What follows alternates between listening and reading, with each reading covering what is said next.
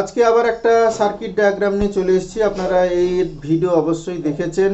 পুরনো ভিডিওতে আমি দেখিয়েছি এটার সাউন্ড কোয়ালিটি এবং এগুলোর কানেকশানগুলো আমি দেখিয়েছি। কোথায় কি কানেকশান হতে হবে, কোথায় অডিও ইনপুট, কোথায় অডিও আউটপুট হবে, কোথায় পাওয়ার সাপ্লাই কানেকশান হবে, সেগুলো পুরো ডিটেলস দেখিয়েছি। তো আজকে ভিডিওতে দেখাবো এটার সার্কিট ডায়াগ্রাম।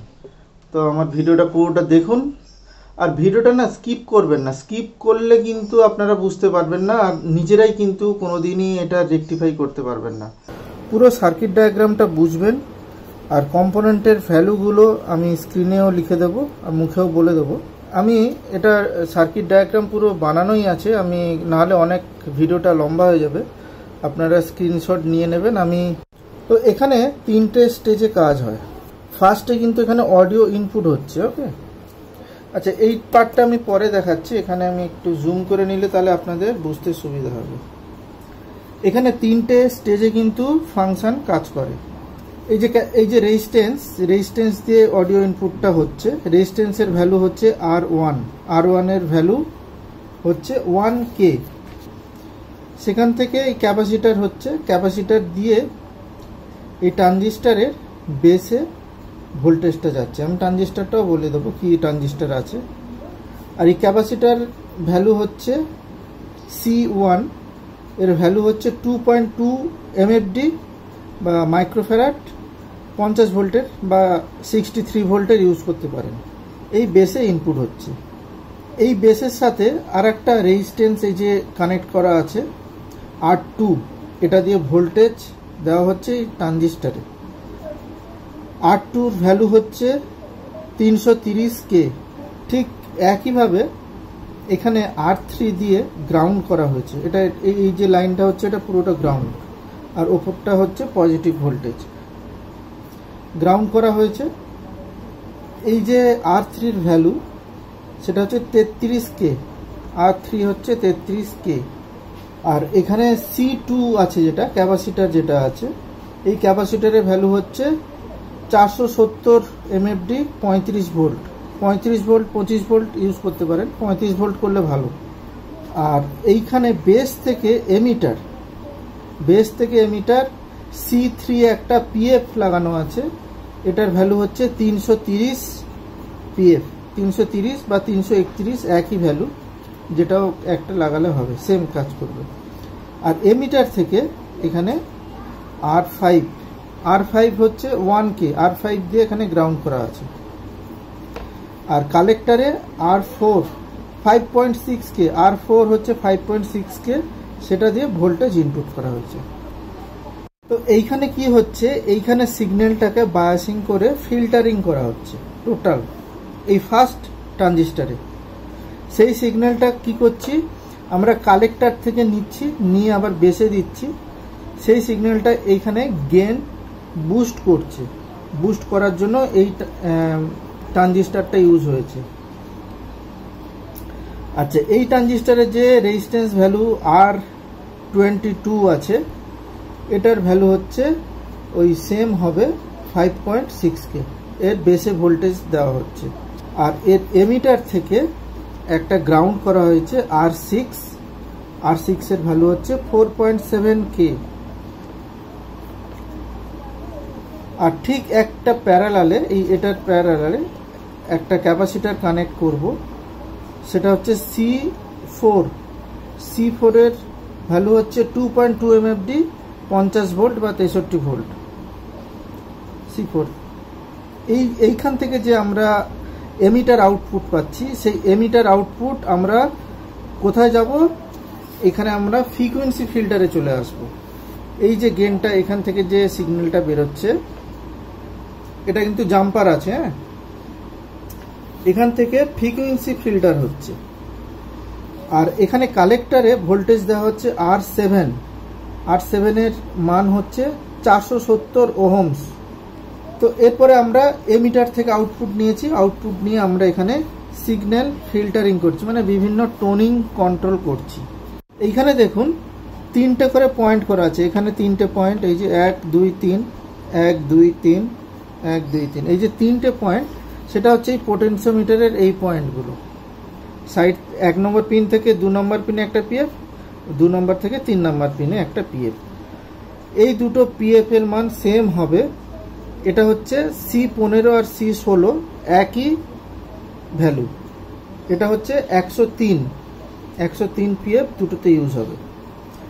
আর এই 1 নাম্বার থেকে 3 নাম্বার পিন, 1 নাম্বার থেকে 3 নাম্বার পিন আর একটা এখানে পিএফ কানেক্ট হয়েছে, সেটা হচ্ছে C19 এটার ভ্যালু হচ্ছে 333 জে বা কে ইউজ করতে পারেন। এই যে এটা বেসের জন্য আমরা ইউজ করছি। এই যে 333 এটা বেসের জন্য ইউজ করছি। ঠিক তারপরে মিড আছে। মিডে কি করব, মিডে এখানে কোনো কিছু কানেকশান পিএফ লাগানো নেই, শুধু এখানে আউটপুটের জন্য একটা পিএফ লাগানো হয়েছে। সেই আউটপুটের পিএফটা হচ্ছে 103 একটা পিএফ দিয়ে আউট নেওয়া হয়েছে। C17 ভ্যালু হচ্ছে 103। এই যে এখান থেকে যে এমিটার থেকে যেটা আউটপুট হচ্ছে সেই সিগন্যালটা দেখুন, আমরা পোটেনশিওমিটারের সমস্ত ফার্স্ট পিনে ইনপুট দিয়েছি।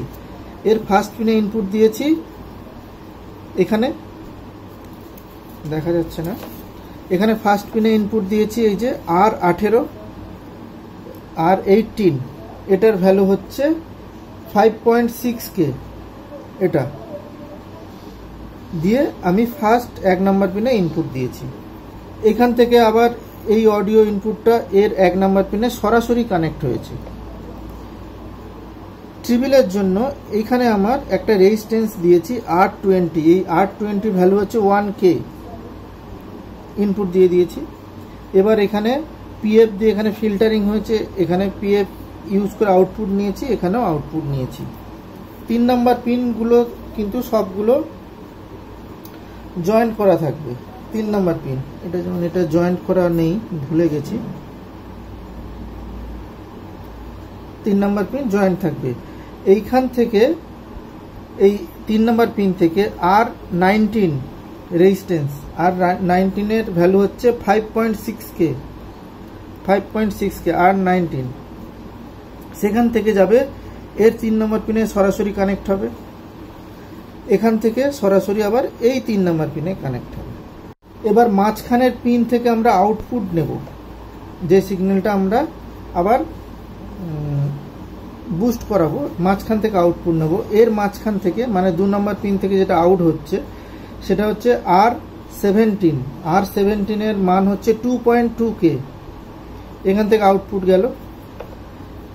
মিডের এখান থেকে আউটপুট নিচ্ছে একটা পিএফ দিয়ে C17 যেটা আছে সেটা হচ্ছে 103 একটা পিএফ দিয়ে আউট নেব।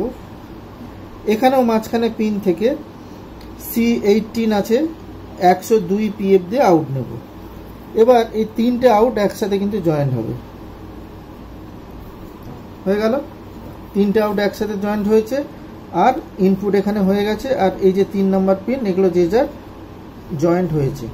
এই যে আউটপুট হচ্ছে সেই আউটপুটটা চলে যাবে আমার 3rd নাম্বার ট্রানজিস্টারে। এখানে একটা ক্যাপাসিটার দিয়ে আমি বেসে এর সিগন্যালটা ইনপুট করছি। এই C14 ভ্যালু হচ্ছে 2.250 ভোল্ট বা 63 ভোল্ট ইউজ করতে পারে, 2.2 MFD এখানে সরাসরি এখানে বেসে চলে এলো। ওকে, এই বেসে আবার একটা বেস থেকে পজিটিভ ভোল্টেজের ওখানে কানেক্ট আছে একটা রেজিস্ট্যান্স R8 এর ভ্যালু হচ্ছে 330K, R8 হচ্ছে 330K। এই বেস থেকে কালেক্টরে একটা পিএফ কানেক্ট আছে, সেই সেম 330 বা 331, C5 এর ভ্যালু হচ্ছে 330 বা 331 C5। আর এমিটার থেকে একটা রেজিস্ট্যান্স কানেক্ট হবে এই ভোল্টেজে, এটার ভ্যালু হচ্ছে 5.6K, R11 হচ্ছে 5.6K। এইবার বেস থেকে একটা রেজিস্ট্যান্স আমি এখানে ফিল্টারিং করছি, R9 হচ্ছে 47K, 47K। এমিটার থেকে একটা রেজিস্ট্যান্স আর একটা ক্যাপাসিটার প্যারালালে করা হচ্ছে, এটা এখানে অডিওটা ফিল্টারিং করার জন্য, মানে বায়াসিংটা ঠিকঠাক করার জন্য। এখানে হচ্ছে R10 হচ্ছে 1K, আর এটা হচ্ছে C6 এর ভ্যালু হচ্ছে 220 MFD 35 ভোল্ট 50 ভোল্ট ইউজ করতে পারেন। তো এবারে এইখানে তো আমার ভোল্টেজটা ইনপুট করলাম, তাতে কি হলো, গেনটা আর একটু বাড়লো। এখানে যে আউটপুট হচ্ছে, এখানে কালেক্টর থেকে আউটপুট হচ্ছে, এই যে গেনটা বাড়লো, প্লাস এখানে অডিওর একটু কোয়ালিটি ভালো হলো, কেন এখানে আমি এই যে পিএফ আর ক্যাপাসিটার দিয়ে আমি এটাকে ফিল্টারিং করে নিয়েছি। এইবার এই যে 3 নাম্বার, এখানে দেখুন এই যে 3 নাম্বার পিনগুলো সব কানেক্ট করেছিলাম, এখান থেকে আমাকে ফিডব্যাক দিতে হবে কালেক্টরে। এখান থেকে ফিডব্যাক, এই যে এখান থেকে গেছে দেখুন, এখান থেকে হয়ে এই জাম্পার হয়ে C7 ক্যাপাসিটার হচ্ছে 2.2 MFD 50 ভোল্ট, সেটা এই কালেক্টরের এখানে জয়েন্ট হবে। এটা হচ্ছে ফিডব্যাক। তো এখান থেকে মেন আউটপুট হচ্ছে, এই আউটপুটটা আমরা আবার একটা ক্যাপাসিটার আমরা ইউজ করব, ঠিক সেম ওই 2.2 MFD 50 ভোল্ট এখানে। ওকে, সেম ক্যাপাসিটার ইউজ করব। C8 এর ভ্যালু হচ্ছে, C8 হচ্ছে 2.2 MFD 50 ভোল্ট। সেখান থেকে দুটো রেজিস্ট্যান্স এরকম সিরিজে কানেক্ট করে বেসে দেব আর একটা ট্রানজিস্টারে, বেসে। তো বেসে যখন যাচ্ছে, এখানে R21, এই যে R21 এর ভ্যালু হচ্ছে 5.6K, আর এটা হচ্ছে R12 এটাও 5.6K, দুটো সেম, এটাও 5.6K, এটাও 5.6K দিয়ে বেসে সিগন্যাল ইনপুট হবে। ওকে, আর এখানে এই যে দুটো রেজিস্ট্যান্স আছে, তার মাঝখান থেকে একটা সিগন্যাল নেব, দিয়ে এখানে একটা পিএফ লাগাবো 223J C10 এর ভ্যালু হচ্ছে 223J, যেটা এর এমিটারে কানেক্ট হবে। হয়ে গেল এমিটার। এইবার এই বেস থেকে একটা রেজিস্ট্যান্স এই ভোল্টেজে দিয়ে দেব, সরাসরি পজিটিভ ভোল্টেজ, R13 1 মেক। এই R13 এর ভ্যালু হচ্ছে 1 মেক। ঠিক একই এখান থেকে বেস থেকে ব্যালেন্সিং এর জন্য আরেকটা সেম রেজিস্ট্যান্স আমি এখানে গ্রাউন্ড করব, সেম ভ্যালু, সেটাও 1 মেক, R14, এটা হচ্ছে R14 1 মেক। আর এখান থেকে একটা প্যারালালে, মানে বেস থেকে একটা প্যারালালে আর একটা আমরা পিএফ কানেক্ট করব, সেটা হচ্ছে 330 বা 331 পিএফ দিয়ে গ্রাউন্ড করব। এমিটার থেকে আর একটা রেজিস্ট্যান্স এখানে গ্রাউন্ড করে দেবো 4.7K, R15 এর ভ্যালু হচ্ছে 4.7K গ্রাউন্ড করে দেবো। এখান থেকে যে আউটপুট হচ্ছে, এটা হচ্ছে এমিটার আউটপুট পাচ্ছি আমরা। এখান থেকে এতক্ষণ কিন্তু আমরা কালেক্টর আউটপুট নিয়ে কাজ করেছি, এখান থেকে কালেক্টর আউট নিয়েছি, এখান থেকে কালেক্টর আউট নিয়েছি, কিন্তু এখান থেকে আমরা এমিটার আউটপুট নেব। এখানে এমিটার আউটপুট নিয়ে আমরা এটা ফিল্টারিং করেছিলাম। এখানে এমিটার সেরকম কোনো কথা নেই যে এখানে এমিটার নিয়েছি মানে এখানে এমিটার আউটপুট নিতে হবে, সেরকম কোনো কথা নেই। এখান থেকে আমরা এমিটার আউটপুট নেব। তো এমিটার আউটপুট নিয়ে নেব বলে এটা কালেক্টর সরাসরি এই ভোল্টেজের সাথে কানেক্ট করা আছে, সরাসরি এই 12 ভোল্ট বা 25 ভোল্ট যেটা ইনপুট, সেটা এমিটার কানেক্ট করা। এখানে কোনো রেজিস্ট্যান্স হবে না, গেনটা এখানে বাড়ানোর জন্য। এখানে যা ফিল্টারিং হয়েছে, ফিল্টারিং এখান থেকে হয়ে কিছুটা যে এসছে, তাতে তো গেন অনেকটা কমে গেছে। তো এখানে আরও একটু গেন বুস্ট করার জন্য এই পার্টটা ইউজ করা হয়েছে। তো এখানে একটা ক্যাপাসিটার দিয়ে নেব C11 এর মান হচ্ছে 2.2 MFD 50 ভোল্ট। এখানে নিয়ে এখানে হচ্ছে মেন আউটপুট, এটা হচ্ছে অ্যাম্পলিফায়ারে সোজা চলে যাবে। এই অ্যাম্পলিফায়ারে যাওয়ার আগে এখানে দুটো টোনিং এর ব্যবস্থা করা আছে। এই যে এখানে দুটো টোনিং এর কি করা আছে না, একটা রেজিস্ট্যান্স একটা ক্যাপাসিটার প্যারালাল কানেক্ট করে ইনপুট একদিকে দেওয়া আছে। C16, এই যে এটা R16 আছে। এই R16 মান হচ্ছে 330K, R16 হচ্ছে 330K, আর C12 এটার মান হচ্ছে 473। তো এটা এরকম প্যারালাল কানেক্ট থাকবে। প্যারালাল থেকে এখানে ইনপুট দিয়ে দিলাম। প্যারালাল পরে এখান থেকে যে আউটপুট যেটা বেরোচ্ছে, সেটা আমরা এই সুইচের 3 নম্বর পিনে কানেক্ট করে দিয়েছি। এই যে এই দুটো রেজিস্ট্যান্স, এই রেজিস্ট্যান্স এই পিএফ আমাদের এই শেষ প্রান্তে কানেক্ট করা আছে, এই যে এটাতে। আর এখানে পুশ বটন করা আছে। আর এখান থেকে সরাসরি এই যে আউটপুটটা, মানে এখান থেকে যে আউটপুটটা হচ্ছে সেই আউটপুটটা সরাসরি এখানে করা আছে। যখন আমরা পুশ করছি এখান থেকে মেন আউটপুট পুশ করছি, তখন এই যে পিনটা এর সাথে কানেক্ট হয়ে যাচ্ছে, তখন এই আউটপুটটা সরাসরি অ্যাম্পলিফায়ারে চলে যাচ্ছে। আবার যখন ছেড়ে দিচ্ছি তখন কি হচ্ছে, এই আউটপুটটা এদিক দিয়ে হয়ে যাচ্ছে, মানে এই দুটোর ভেতর দিয়ে যাচ্ছে, তখন বেসটা বেশি হচ্ছে। আর এটা সরাসরি কানেক্ট হলে বেসটা কম হবে। এই হচ্ছে মানে এই সুইচটার কাজ। আর এখানে হচ্ছে C13 একটা হচ্ছে filter capacitor, power filter capacitor. এটার ভ্যালু হচ্ছে 470 MFD 35 ভোল্ট। তো এই হচ্ছে টোটাল সার্কিট। আপনারা চাইলে স্ক্রিনশট এখানে নিতে পারেন, আমি বড় করে দেখিয়ে দিয়েছি, এখানে আপনারা স্ক্রিনশট নিয়ে নিতে পারেন। আর একটা কথা যে এটাতে এই যে বেস ট্রিবল মিট, আপনারা এখানে 22K পোটেনশিওমিটার ভ্যালুর ইউজ করবেন, 22K বা 47K ইউজ করতে পারেন, কিন্তু 22K 22K ইউজ করলে আপনাদের নয়েজগুলো একদম থাকবে না, কোনো নয়েজই থাকবে না। আর এটা ক্লাস ডি তেও আপনারা ইউজ করতে পারেন, আউটপুট রেজাল্ট খারাপ আশা করি হবে না। তবে সমস্ত ক্লাস ডি বোর্ডে কিন্তু সাপোর্ট করে না, তাও আপনারা এটা কিন্তু ইউজ করতে পারেন, আউটপুট রেজাল্ট খুবই ভালো এটা। তো আজকের এই সার্কিট ডায়াগ্রাম আর এই ভিডিওটা কেমন লাগলো আমাকে কমেন্ট বক্সে জানাবেন।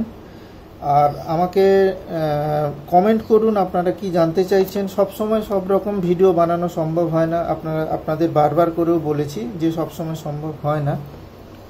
তো আমি যতটুকু পারি চেষ্টা করি আপনাদের অনুরোধ রাখার জন্য। এইবার যেটা মেন এখনো বলিনি, সেটা হচ্ছে এইখানে যে ট্রানজিস্টারগুলো ইউজ করা হয়েছে, এই ট্রানজিস্টার 4টে ট্রানজিস্টার কিন্তু একই। এইখানে ট্রানজিস্টার যে ইউজ করা হয়েছে 4টে ট্রানজিস্টারই একই transistor, BC547 BC547 transistor use করা হয়েছে। এই দেখুন,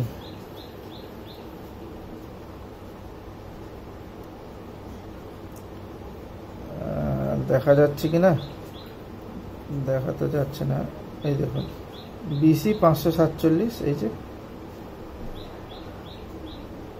তো BC547 আপনারা সব ইউজ করবেন, সব ট্রানজিস্টারই সেম ট্রানজিস্টার।